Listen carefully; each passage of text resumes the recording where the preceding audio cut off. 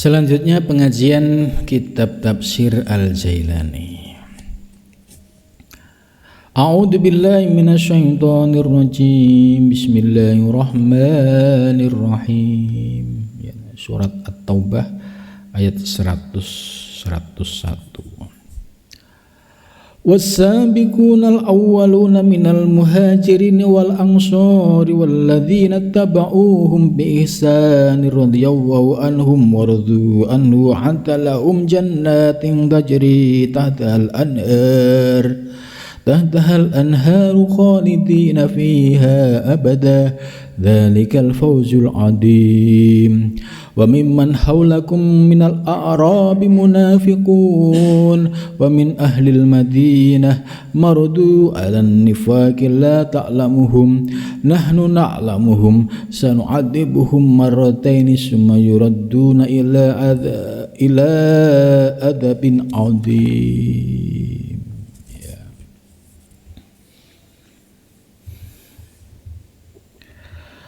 Wasabiqun ini artinya ya orang-orang terdahulu. Dalam penjelasan tafsir ini yaitu yang dimaksud orang-orang dahulu yang dia lebih dahulu beriman kepada Nabi Muhammad sallallahu alaihi wasallam. Al-mubaddiruna ila tasdik, mereka yang cepat-cepat membenarkan apa yang disampaikan oleh Nabi besar Muhammad sallallahu alaihi wasallam.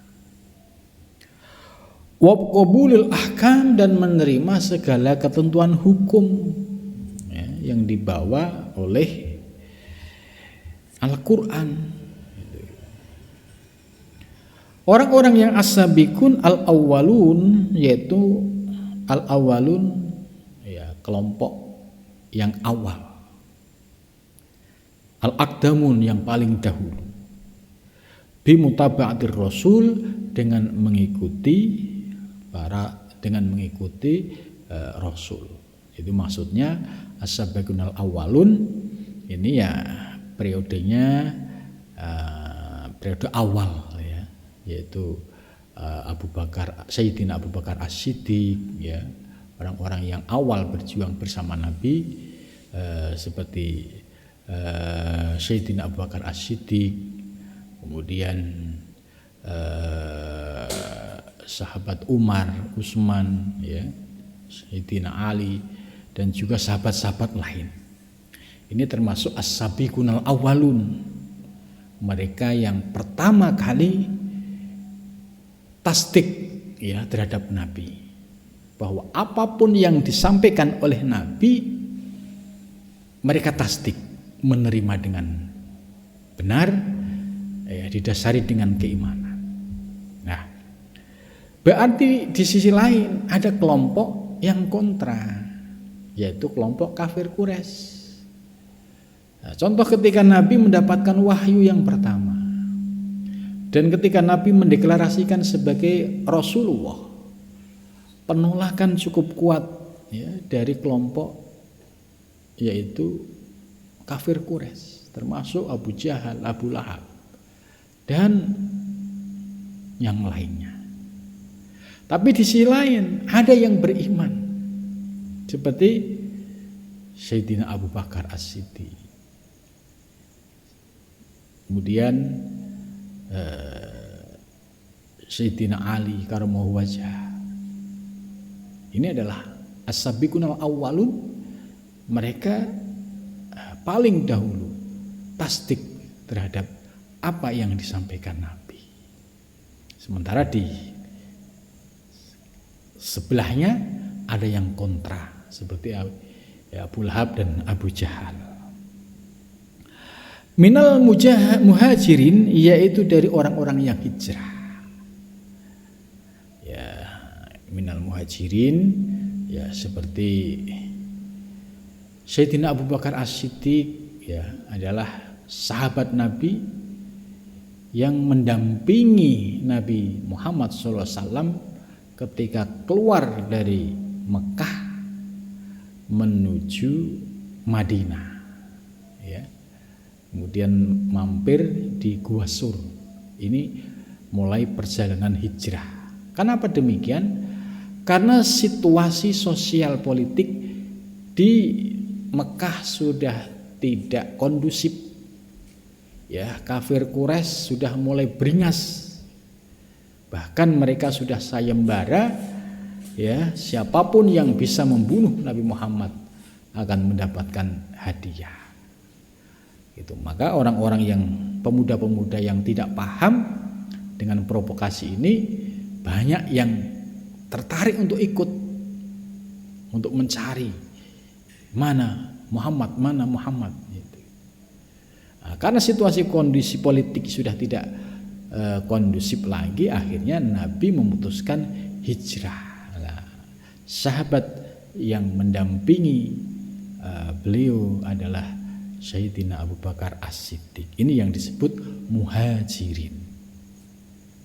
Ya, kemudian ada juga ya sebagian sahabat-sahabat yang sudah berangkat. Ada juga sahabat yang berangkatnya agak akhir. Seperti cerita kisah ya Umar bin Khattab ya, ketika beliau akan hijrah ke Madinah, beliau datang ke Ka'bah, kemudian Umar bin Khattab menantang, ayo siapapun yang berani duel dengan saya ya akan dilayani. Ya, ternyata nggak ada yang satupun yang berani melayani tantangan Umar bin Khattab ini. Kenapa Umar bin Khattab juga terpaksa ikut hijrah ya? Karena kondisi sosial politik sudah tidak memungkinkan. Ya, hampir mayoritas ya masyarakat Arab kafir jahiliyah itu sudah terprovokasi. Jadi semangat untuk membunuh Nabi Muhammad itu tinggi. Nah, situasi ini membahayakan. Akhirnya solusinya Nabi bersama Abu Bakar hijrah ke Madinah. Nah, orang-orang yang seperti ini diabadikan dalam Al-Quran, termasuk as-sabiqunal awwalun minal muhajirin. Alladzina hajaru, makna muhajirin itu adalah orang-orang yang sudah hijrah min ma'lufati nufusihim wa mustahayati tobaihim ilal fana fillah. Ini ya, muhajirin yang tadi saya sampaikan ya, seperti hijrahnya Nabi bersama Abu Bakar, kemudian hijrahnya para sahabat termasuk Sayyidina Ali dan juga Umar bin Khattab, itu adalah hijrah ya. Makna hijrah dalam sejarah Islam itu. Nah, makna hijrah secara hakiki ya, yang ini artinya lebih universal. Bukan sebatas hijrah pindah secara fisik dari kota Mekah ke Madinah, tapi hijrah yang dimaksud oleh Syekh Abdul Qadir Jailani, alladzina hajaru min ma'lufati nufusihim, yaitu orang-orang yang sudah mulai hijrah menundukkan hawa nafsunya. Bahasa Jawanya melulutkan nafsunya, yang nafsunya liar supaya menjadi nurut. Ini disebut juga hijrah secara substansi. Orang-orang yang ngaji ilmu tasawuf ya, mengamalkan ilmu tarekat, ini adalah sesungguhnya orang-orang yang hijrah dalam pengertian makna substansi. Apa ciri-cirinya mereka? Ya, pertama, mereka memahami teori ilmu dulu. Jadi tasawuf ini mengajarkan soal teori-teori ilmu itu, yaitu teori ilmu tazkiyatun nufus, ya, penyucian jiwa, penyucian hati, tasfiyatul qulub, kemudian tidak melakukan atau menyucikan diri dari segala syirik khafi maupun jali gitu. Dan juga dia sudah menghindari, tidak mengikuti karakter nafsunya, tabiat nafsunya. Ya, contoh kalau zaman sekarang karakter nafsu ya pengennya mencari yang enak-enak gitu, mengikuti hawa nafsu ya. Tapi kita bisa menahan diri. Waktunya ibadah kita sudah mulai bisa memprioritaskan ibadah. Waktunya ngaji kita sudah mulai bisa memprioritaskan waktunya ngaji daripada hanya kongko-kongko jalan-jalan yang gak karuan. Nah, ini sebagai praktek nyata bahwa dia sudah menjadi muhajirin dalam pengertian hijrah menjadi pribadi yang lebih baik. Hijrah menuju Allah Subhanahu wa ta'ala. Dengan cara apa? Dia tidak mengikuti kehendak hawa nafsunya. Dia sudah mulai meninggalkan tabiat-tabiat masa lalunya. Dia sudah mulai istiqomah zikir, istiqomah ibadah. Ibadah tidak sebatas yang sunnah, tapi yang fardu juga menjadi ibadah yang rutin, ditambah riyadhah mujahadah untuk menundukkan hawa nafsu. Inilah yang disebut sebagai muhajirin, yaitu orang-orang yang hijrah secara hakiki. Hijrah yang muhakikin seperti ini, ya ini terbuka, ya universal sepanjang zaman. Di zaman sekarang kalau kita memiliki kriteria sebagaimana tadi dijelaskan, sudah mulai meninggalkan keinginan-keinginan hawa nafsu, sudah mulai meninggalkan watak-watak yang tidak baik, kemudian dia sudah mulai berjalan menuju Allah, sudah taubat dari masa lalu, terus dia istiqomah zikir, istiqomah ngaji, istiqomah riyadhah. Ini pertanda bahwa kita sedang menuju Allah Subhanahu wa ta'ala. Inilah yang disebut dengan hijrah hakiki. Ya, sudah meninggalkan masa lalu. Untuk sampai apa? Ya, oleh Syekh Abdul Qadir Jailani, ilal fana fillah, sampai merasakan fana. Fana itu yaitu ketiadaan diri, hilangnya keakuan. Yang selama ini muncul keakuan-keakuan diri, merasa paling hebat, merasa paling kaya, merasa segala-galanya. Tapi ketika dia sudah mulai belajar tasawuf, muncul kesadaran, hilang keakuan-keakuan yang ada di dalam dirinya. Inilah yang disebut sebagai tahap awal masuk fana. Fana secara hakiki ya hilang kesadaran bahwa yang ada, yang maujud di alam semesta hakikatnya Allah Subhanahu wa ta'ala.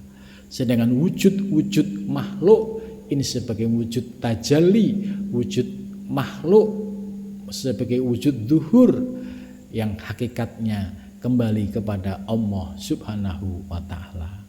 Maka para salik ya, ketika dia sudah tertib di dalam belajar ilmunya, mulai dari ilmu tauhidnya, kemudian belajar tazkiyatun nufusnya, kemudian dipraktekkan zikir dan riyadhah dengan sungguh-sungguh, sama saja ini sudah sebagai muhajirin yang bimakna muhakikin, yaitu orang-orang yang menuju Allah Subhanahu wa ta'ala.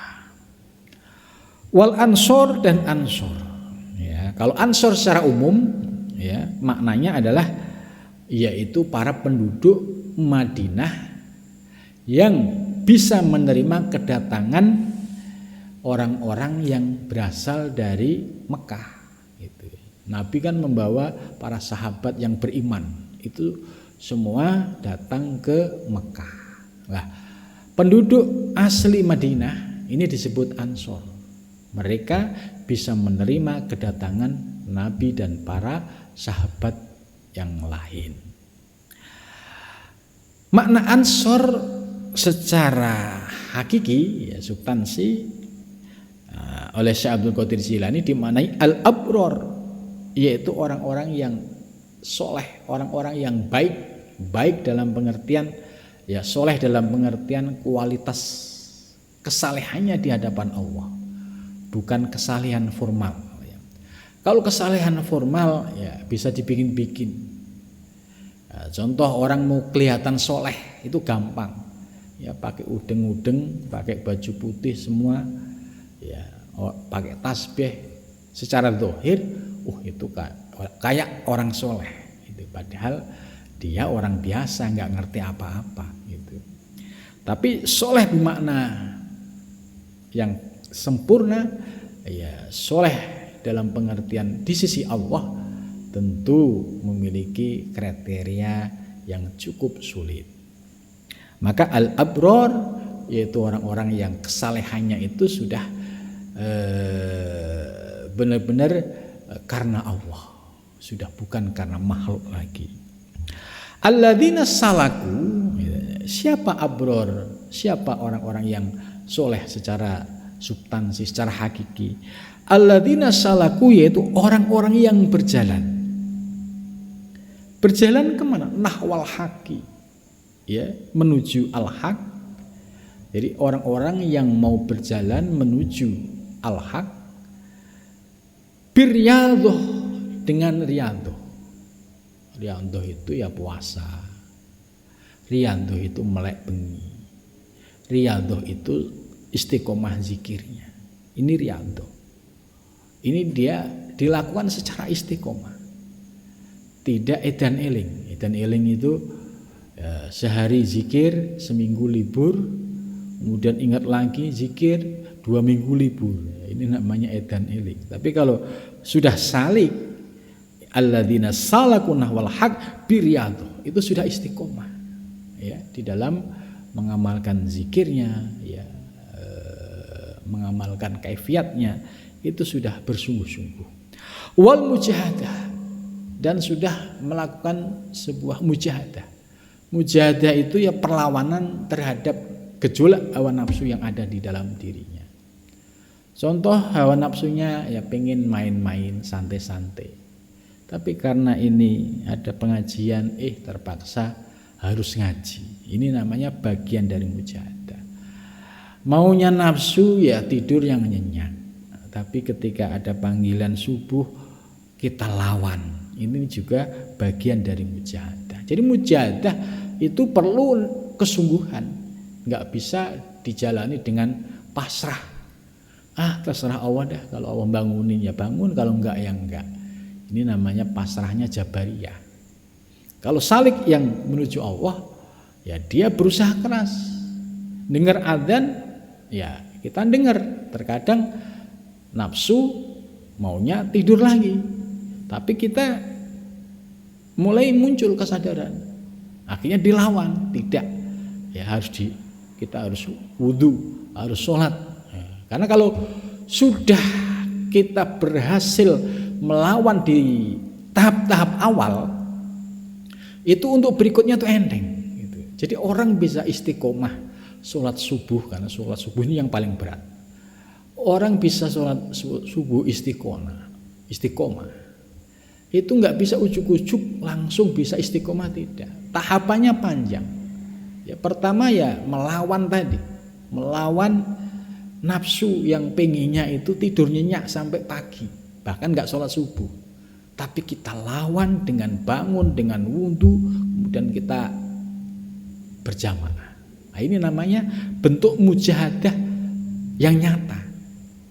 Nah, sampai akhirnya kita bisa enjoy nikmat jamaah subuh secara rutin. Ini pasti tahapannya panjang, nggak bisa seminggu 2 minggu. Justru kalau dia tidak subuhan sedih. Kenapa kemarin saya sudah rajin sholat subuh, sekarang tidak sholat subuh? Ini berarti dia ditarik oleh hawa nafsunya. Nah, karena itu bagi orang yang menuju Allah, kalau ditarik hawa nafsunya harus kita lawan. Kalau kita kalah, berarti kita mengikuti hawa nafsu. Tapi kalau kita sebagai salik yang konsisten, tidak. Harus kita lawan, harus kita bangun, harus kita sholat subuh. Jadi sederhana aja. Jangan sampai kita berbicara teori yang muluk-muluk ya. Berjuang menghidupkan sholat subuh dan isya itu yang paling berat. Itu sebuah perjuangan yang luar biasa. Jangan sampai ngaku salik ya, tapi sholatnya bolong-bolong. Kadang sholat, kadang enggak. Terus ketika enggak sholat santai saja, enggak ada beban gitu. Terus enggak ada rasa sedih. Kenapa? Karena hatinya sudah mulai dipenuhi oleh noda-noda hitam, sehingga tidak merasakan kesedihan. Beda dengan orang yang hatinya sudah mulai jernih, bersih. Sekali enggak jamaah itu sedih. Apalagi sekali enggak sholat kebablasan itu sedih sekali. Nah, ini pertanda hati kita ini sedang dilembutkan oleh Allah, dibersihkan oleh Allah. Maka ya kita perlu introspeksi ke dalam diri. Kalau hati kita mendengar adzan kok biasa-biasa saja, enggak tertarik, bahkan nyaman dengan tidur, ya berarti hati kita sedang dalam kegelapan. Tapi kalau hati kita ada cahaya ilahiyah, pasti kita tidak mau mengikuti kehendak hawa nafsu. Jadi sederhana, seorang salik ya nggak usah muluk-muluk. Ya, indikatornya sholatnya 5 waktu lempeng lah. Lempeng itu ya tertib. Nah, kalau mau ditambah yang sunnah itu yang ideal. Gitu. Jangan sampai ngaku salik tapi sholatnya ya sakar PDW, tapi bicara ketuhanan melangit, tapi prakteknya kebanting. Ya, kebanting apa? Wong perintah Allah yang nyata di depan mata saja tidak dijalankan, kok ngaku menuju Allah. Bagaimana wong perintah di depan mata gak dijalankan, kok kita mau menuju kepada Allah? Ini tentu ya sebuah paradoks gitu ya.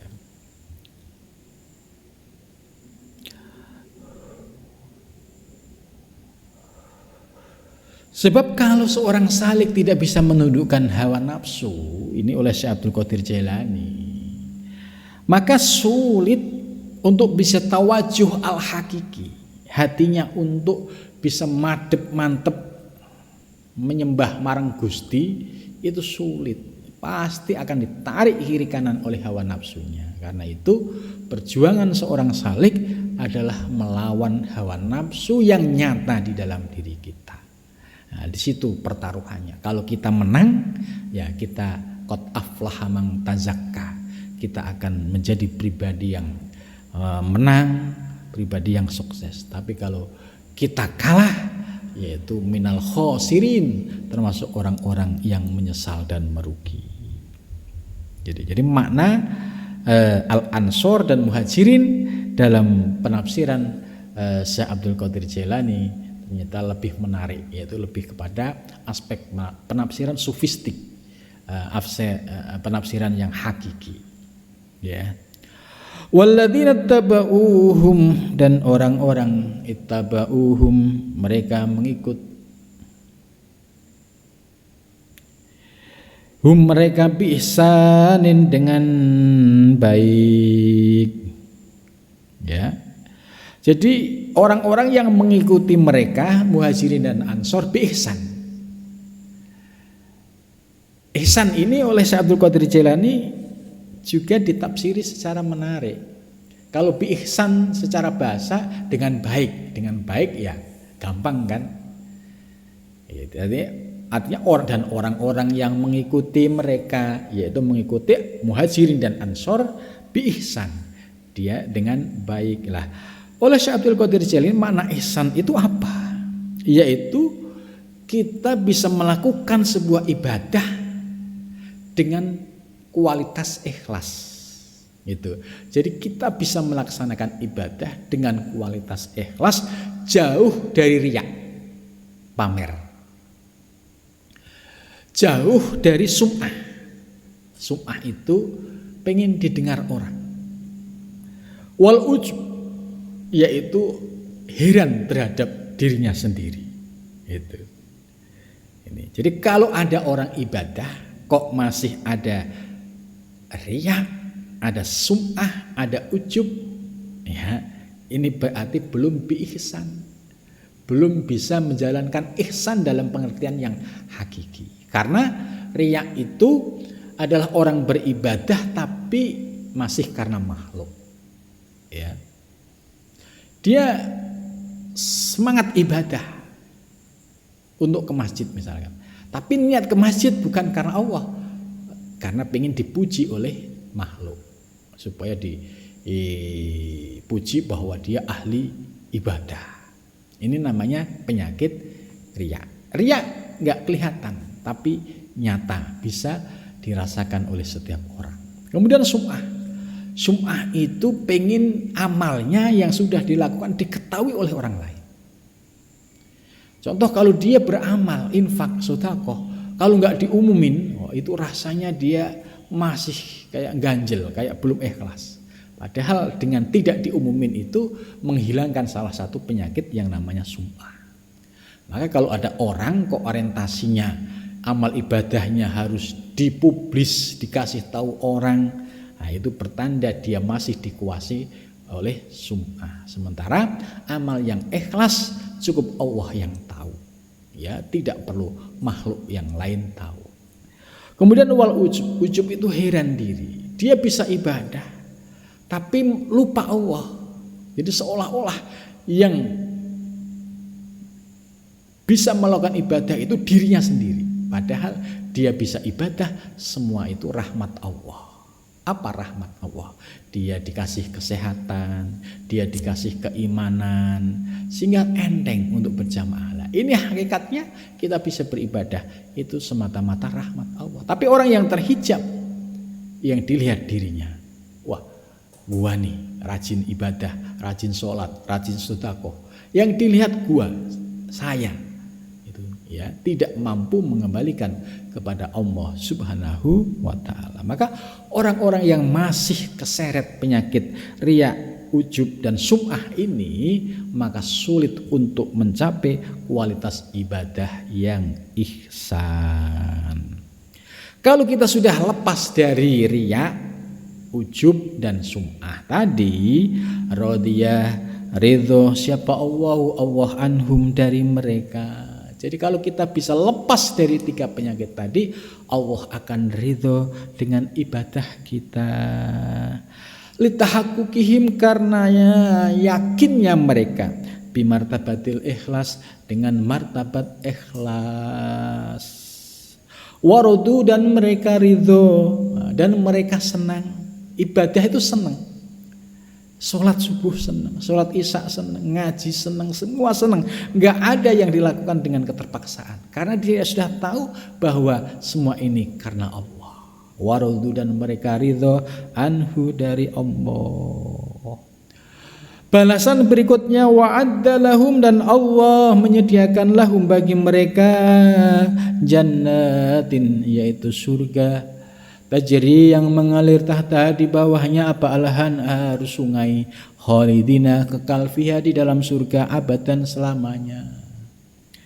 Jadi orang yang ibadahnya ikhlas tadi, ya, terlepas dari riya, sum'ah dan ujub tadi, itu Allah ridho dan dia juga ridho. Kemudian diberikan fasilitas Allah, yaitu jannah.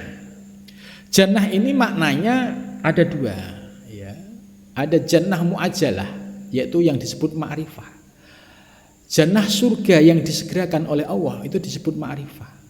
Para salik yang mencapai ma'rifah ini juga sama saja telah mendapatkan jannah.